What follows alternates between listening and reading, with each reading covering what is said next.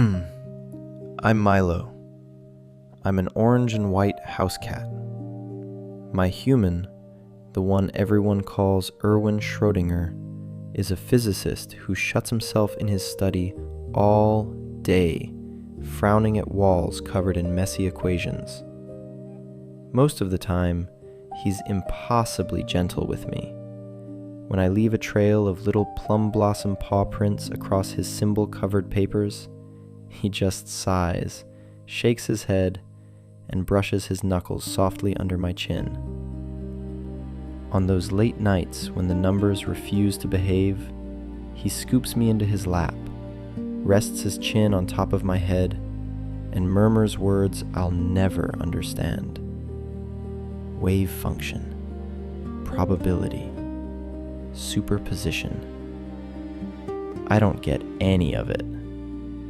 My world is simple and full to the brim. Warm sunlight pooling on the windowsill, the salty sweet smell of a tuna can cracking open, the faint coffee warmth of his palm against my fur, and those cheeky sparrows outside that make the tip of my tail quiver with every little hop. I really thought life would stay this soft forever, until that afternoon when he carried me over to a cold metal box. That day, he didn't turn around the moment he heard me meow and pop open a tuna can like he always did. He knelt down, brushed the tip of my ear with one finger, and I overheard him telling the colleagues waiting outside the door that this was a thought experiment.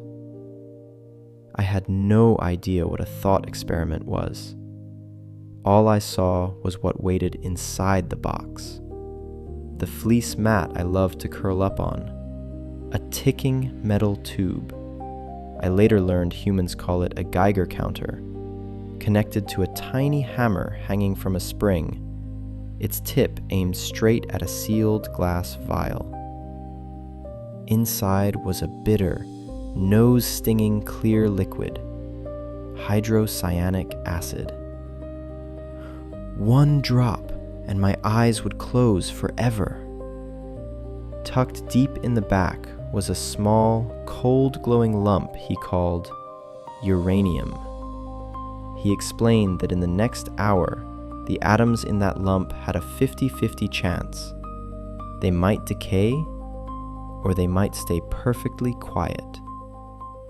If one decayed, the counter would click, the hammer would drop, the vial would shatter, poison gas would flood the box, and I would die.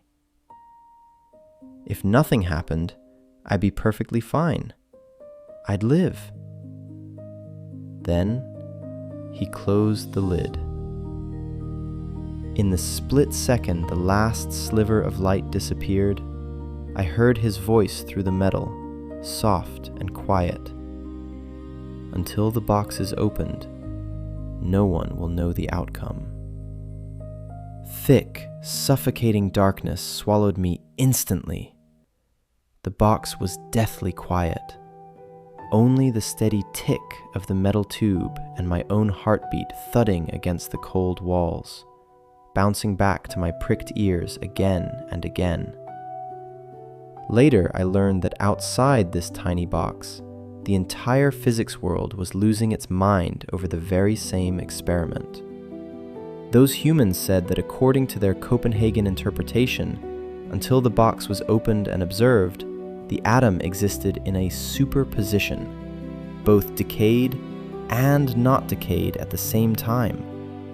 Like a coin flipped high in the air, before it lands, it's somehow both heads and tails.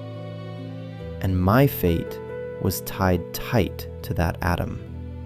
So they declared that until the lid was lifted, I, Milo the cat, existed in a superposition of alive and dead. I was both alive and dead.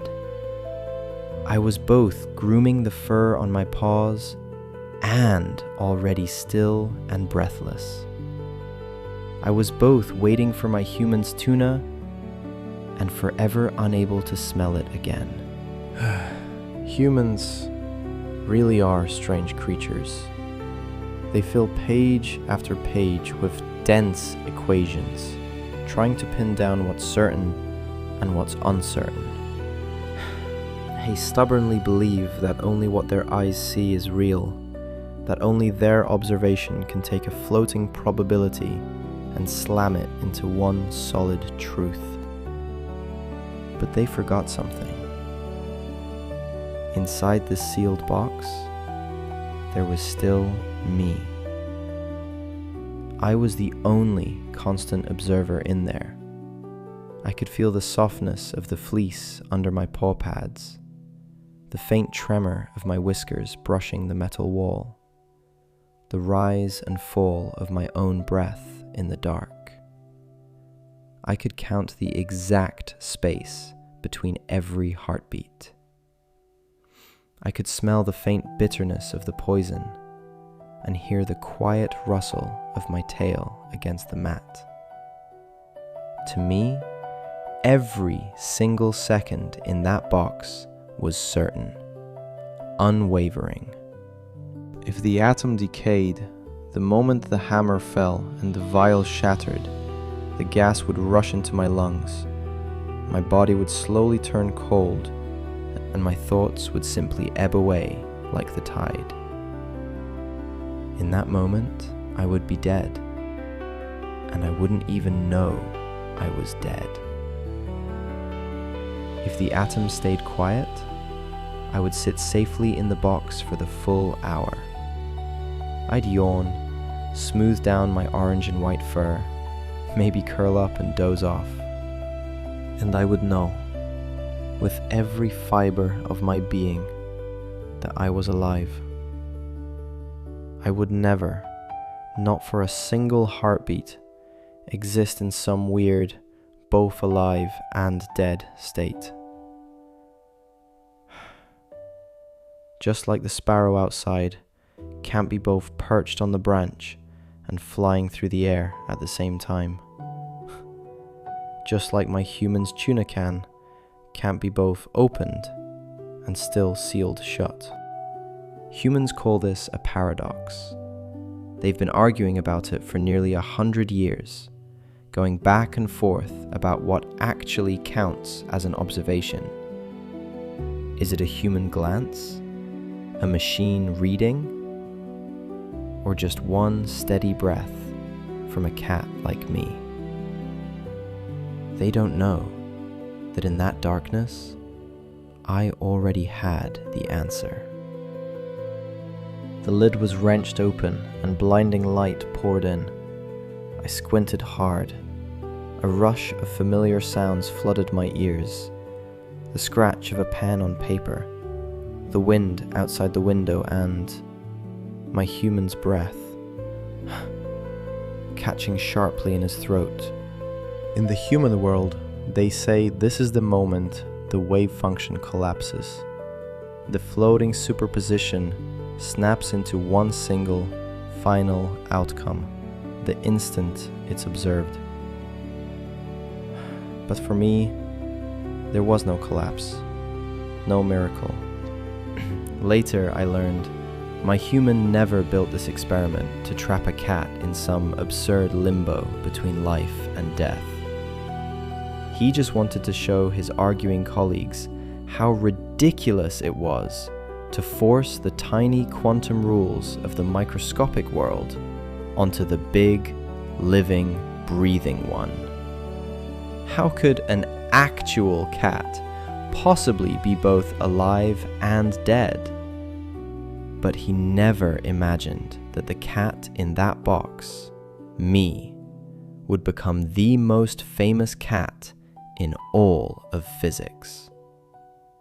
For nearly 100 years afterward, countless humans would read about me in textbooks, talk about me in documentaries, and argue over the nature of the universe, the flow of time, and what real even means. All because of me. They still call Schrödinger's cat the most famous paradox in the world. Humans love to stand outside the world and decide what's real with nothing but their own eyes. But they forget that every living thing, every single being, has its own quiet inner gaze, just like me in that box. The puzzle they've argued about for 100 years, the answer was always right there, in my wide pupils in the dark, in every steady, unbroken beat of my heart. I was never some paradoxical superposition of alive and dead. I'm just Milo, an ordinary orange and white house cat.